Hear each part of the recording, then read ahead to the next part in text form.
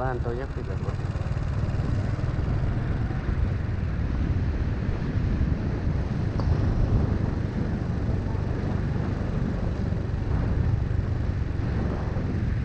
อันนี้ปี2021เส้นทางนี่ครับ ผ่านในเก่าเนาะ21 เส้นทางผู้ใหญ่ โอ้โหเยอะๆถ้าคำสิ เออ ก้มจ้ามัน อันนี้ก็แม่นเฮาเบิ่งเป็นเบิ่งเฮาเลย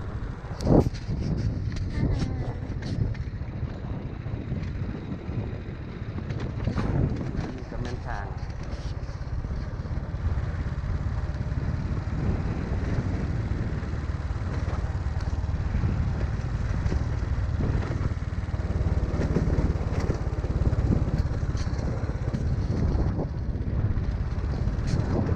ติดต่อกันได้ว่านั่นขอก่อนนะ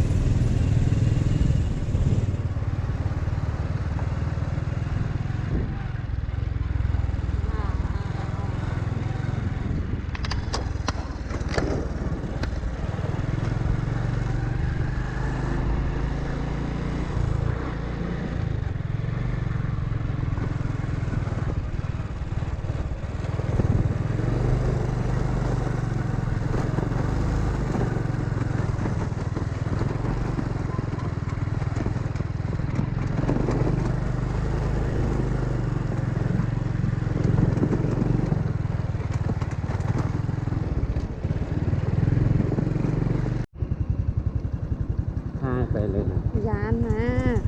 ทางยางไปอีกต้น บึ้ง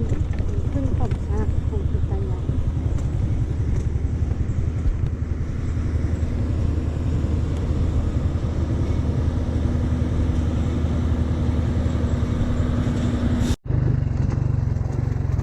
มือที่ว่า โบโอ้โหผมเท่กินฝุ่นแน่นอน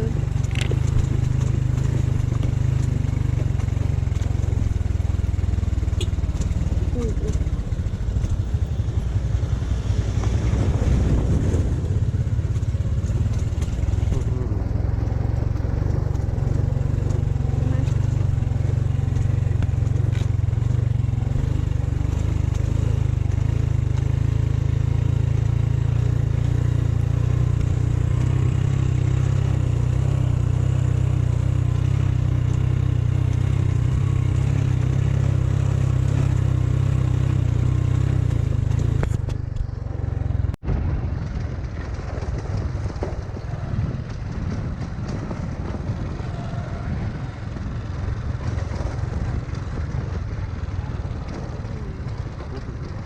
อ่านแต่ว่าอ่านแต่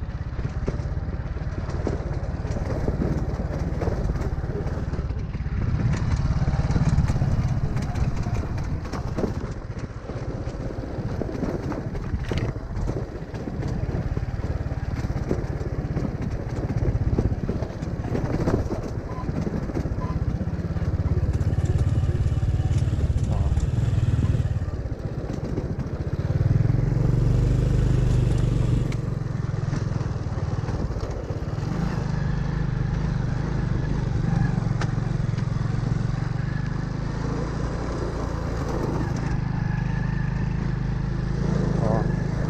เดี๋ยวจะเป็นวิดีโอเลยอ่ะ เมื่อกี้ก็เป็นวิดีโอความจ้า เอาบูฮูเมื่อกี้มันเข้าไปเป็นอันนั้นไป เข้าไปเป็นนั้นยังมันก็เป็นจนแบบนี้เลย อืม ชาติไทยจ้า ได้ เงินเบิ่งยังเถื่อเลย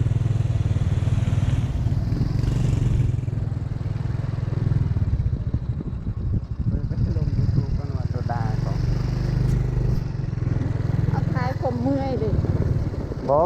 มันก็ได้ไล่วิดีโออยู่ ก็มาเวาไปตรงต่อแรกมาใส่โกนพิซซ่าไทยว้าว ฮะ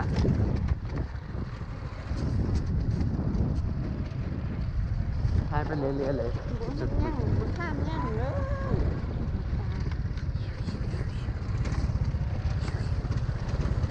เออตั้งใจฟัง โมเมนต์งอกกันเนาะในกระตอกเลยค่ะ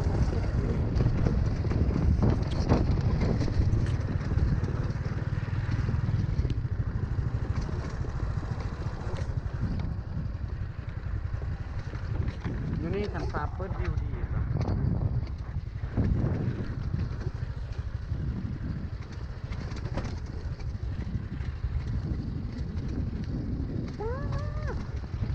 พิซซ่าไทยได้ความคัก ได้อยู่อย่างว่ามันได้ช่องวิดีโอ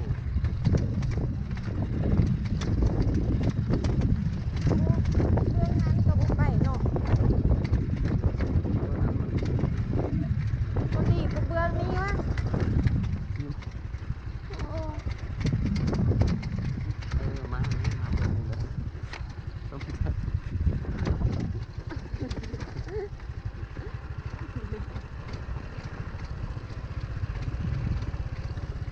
โอ้สั่งลุ่มๆนะ ก็ต้องมาต่อเล่เห็นบ่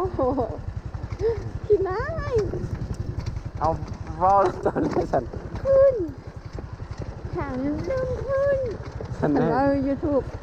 สันให้บ้านเอาได้สัน โอ้ย น่ะ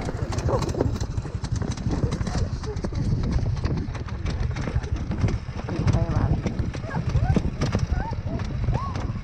อยากขึ้นเยอะ เชี่ยวแค่ยาน ตัวปัญญา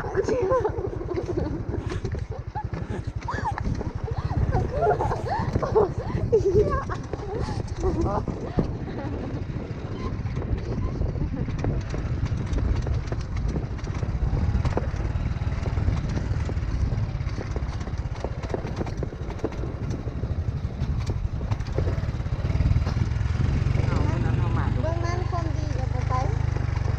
ากที่ปัดตรงนั้นบอกว่าปัดเรื่องนี้ เอาตัวกับเบิ้งเด้อเมื่อกี้มีเบิ้งนั้นก็ดีของอ้าย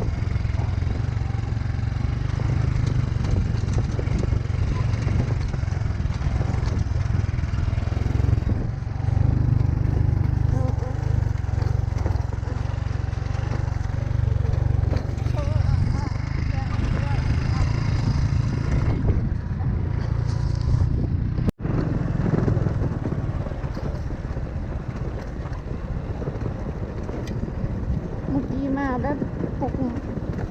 งวกแบบบ่ทัน อยู่ลงงับขึ้น